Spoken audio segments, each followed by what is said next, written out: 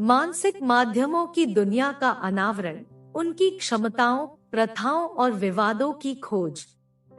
माना जाता है कि मानसिक माध्यम व्यक्तियों के पास आध्यात्मिक क्षेत्र के साथ संवाद करने और मृत या अन्य ईथर संस्थाओं से संदेश भेजने की एक अद्वितीय क्षमता होती है, जो लंबे समय से मानवीय जिज्ञासा को आकर्षित करते हैं। लोकप्रिय संस्कृति और पूरे इतिहास में मानसिक माध्यमों को उनके कथित अलौकिक उपहारों के लिए सम्मानित किया गया है और उनके दावों की वैधता की जांच की गई है। यह लेख मानसिक माध्यमों की रहस्यमय दुनिया पर प्रकाश डालता है, उनकी क्षमताओं, प्रथाओं और उनसे जुड़े विवादों पर प्रकाश डालता है। मानसिक माध्यम को समझना।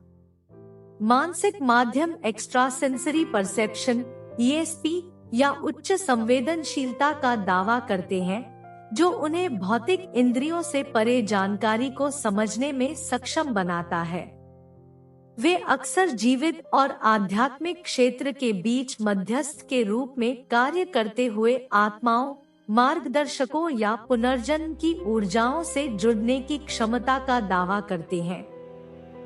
माध्यमों को विभिन्न चैनलों के माध्यम से जानकारी प्राप्त हो सकती है, जिसमें दूरदर्शिता, दर्शन देखना, दिव्य दर्शन, संदेश सुनना, दिव्य दृष्टि, संवेदनाएं महसूस करना या अन्य सहज ज्ञान युक्त इंद्रियां शामिल हैं, जिनकी वे व्याख्या करते हैं और अपने ग्राहकों तक पहुंचाते हैं।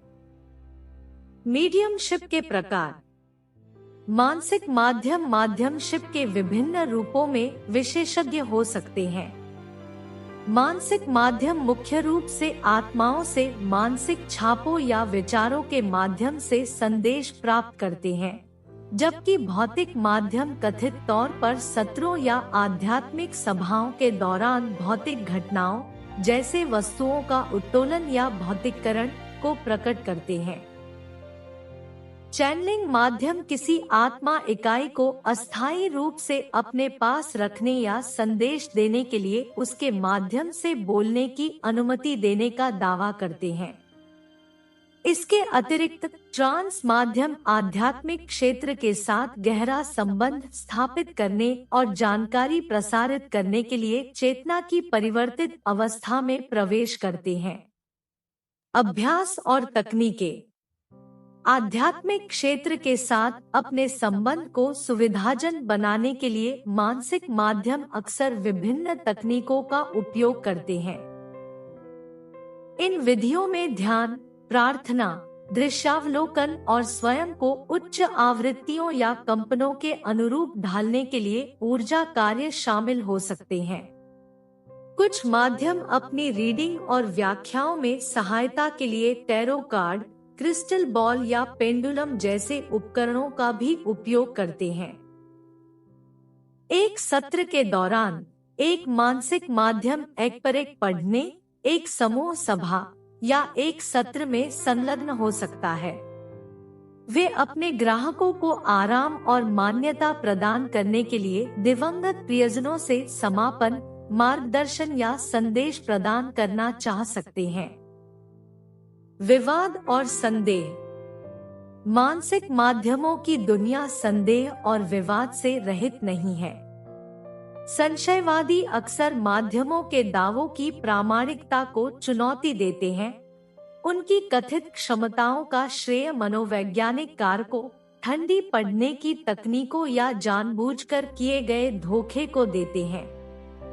आध्यात्मिक क्षेत्र के अस्तित्व का समर्थन करने वाले वैज्ञानिक प्रमाणों की कमी या मीडियमशिप रीडिंग की सटीकता इस अभ्यास के आसपास संदेह में योगदान करती है। इसके अलावा वित्तीय लाभ के लिए मानसिक माध्यम होने का दावा करने वाले धोखेबाज व्यक्तियों की उपस्थिति ने वास्तविक चिकित्सकों की विश्वसनीयता को धूमिल कर दिया है। उजागर धोखाधड़ी के हाई प्रोफाइल मामलों ने संदेह को बढ़ावा दिया है और इस क्षेत्र में महत्वपूर्ण जांच की आवश्यकता को मजबूत किया है। नैतिक प्रतिपूर्ति। मानसिक माध्यम के अभ्यास में नैतिकता एक महत्वपूर्ण भूमिका निभाती है। प्रामाणिक माध्यम अपने ग्राहकों की भलाई और भावनात्मक संवेदनशीलता को प्राथमिकता देते हैं। सम्मान, करुणा और जिम्मेदारी की भावना के साथ पढ़ाई की पेशकश करते हैं। वे गोपनीयता बनाए रखते हैं और सांत्वना या मार्गदर्शन चाहने वाले कमजोर व्यक्तियों का शोषण करने से बचते हैं। प्रतिष्ठित मानसिक माध्यम निश्चित भविष्यवाणियां करने या ग्राहकों में डर पैदा करने के बजाय आध्यात्मिक समर्थन के रूप में रीडिंग प्रदान करने के महत्व पर जोर देते हैं। उनकी क्षमताओं की प्रकृति और प्राप्त जानकारी की काल्पनिक प्रकृति के बारे में पारदर्शिता भी सर्वोपरि है। निष्कर्ष: मानसिक माध्यमों का क्षेत्र रहस्य और साजिश में डूबा हुआ है, जो उत्साही विश्वासियों और दृढ़ संशयवादियों दोनों को आकर्षित करता है।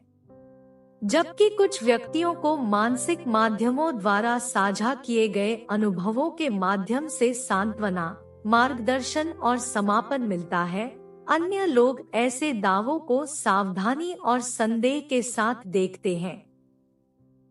चाहे आध्यात्मिक माध्यम के रूप में देखा जाए या संशयवाद के विषयों के रूप में, मानसिक माध्यम चेतना की प्रकृति, मृत्यु के बाद के जीवन के अस्तित्व और मानवीय धारणा की सीमाओं के बारे में चर्चा को उकसाते रहते हैं। उनकी क्षमताओं, प्रथाओं और नैतिक विचारों की खोज मानव अनुभव की जटिलताओं और हमारी मूर्त वास्तविकता से परे रहस्यों को समझने की खोज में चल रही जांच को आमंत्रित करती है।